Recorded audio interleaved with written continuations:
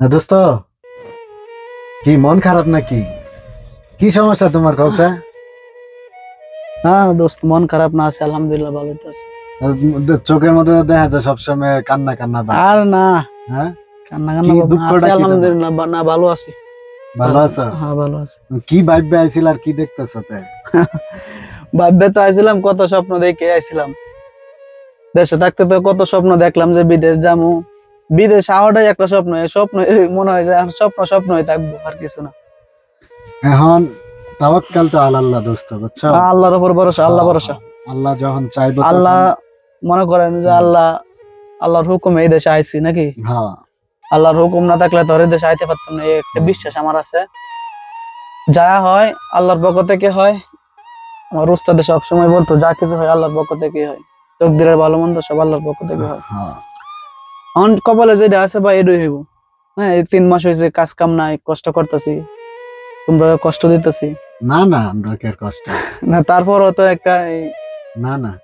আচ্ছা, এখন কথা হয়েছে যে দেশবাসীর কাছে, সবার কাছে আমার একটা অনুরোধ, যারা ভিডিওটা দেখবেন দয়া করে তার জন্য সবাই দোয়া করবেন। আর যারা বিশেষ করে প্রবাসে আছেন, হ্যাঁ, কার দোয়া কখন কাজে লাগে দোস্ত, এটা বইলে শেষ নাই। মানুষের দোয়াতে অনেক কিছু হয়, কারো মাধ্যমে হয়, কারো দোয়ার মাধ্যমে হয়।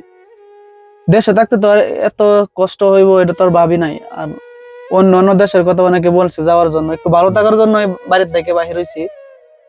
কিন্তু অন্য দেশে যাওয়ার মতন আমার ছিল না, ইচ্ছা ছিল না। আমি ভাবছিলাম যে সৌদি আরবে আসবো। হ্যাঁ, এখন সবাই কিন্তু মনে করেন যে একটা একটা ইমোশন কাজ করে যে সৌদি আরব নবীর দেশ, সেখানে যাব, টাকা ইনকাম করব, আবার হজও করব। কিন্তু ভাই, এখানে আসলে যে অনেকেরই আবার ভবিষ্যৎ নষ্ট হয়, এটা কিন্তু অনেকেই জানে না। না জানার কারণে ওই ইমোশন নিয়ে চলে আসে। হ্যাঁ, আপনার কাছে যখন টাকা থাকবে আপনি হজ এসে করতে পারবেন, কিন্তু ওই যে হজ করব ওই আশায় চলে আসেন না, তাহলে কিন্তু ভাই আপনি কষ্টে কষ্ট পাবেন। মোট কথা, এখন সৌদি আরবে কাজ পাওয়া যায় না।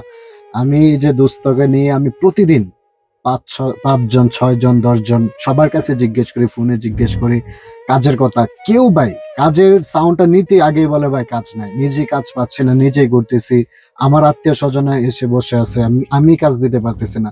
মানে এতটা একটা মানে ভয়াবহ অবস্থা। তাই আপনি আপনি যেখানে গেলে আপনি টাকা ইনকাম করতে পারবেন সেখানে যাওয়ার চেষ্টা করবেন।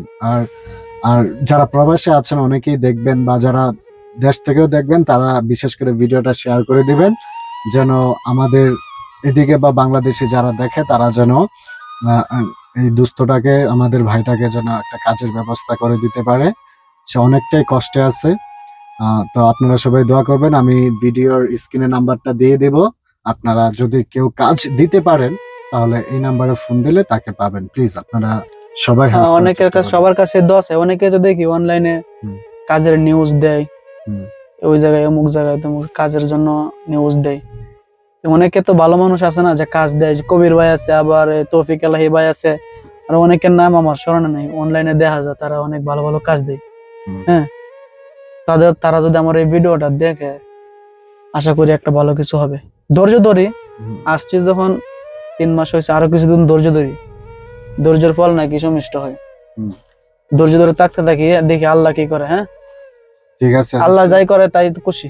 আলহামদুলিল্লাহ, আল্লাহ ভরসা। ওকে, আল্লাহ ভরসা রাখলাম। সবাই দোয়া করবেন আমাদের জন্য। আল্লাহ হাফেজ।